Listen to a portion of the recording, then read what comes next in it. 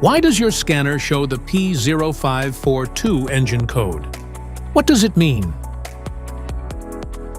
P0542 is a diagnostic trouble code for intake air heater A, circuit high.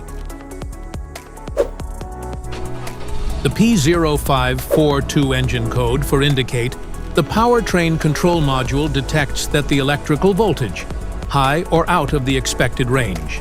Under this circumstance, escort distance driving is permitted, but your vehicle should be repaired as soon as possible.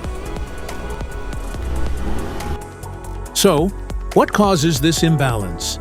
Here are the most common culprits. This error can be caused by these possible faults in your vehicle: low engine oil, faulty VVT solenoid, damaged wiring harness, bad electrical connections, ECM or PCM malfunction. Each DTC code corresponds to a specific issue in your vehicle. This error code occurs in any OBD2 equipped vehicles, especially in those manufactured since 1996, and it is commonly found in vehicles like Ford, Dodge, Ram, Volkswagen, and Toyota. If you want to fix this error code, let us know in the comments section. We will definitely make the video on your demand.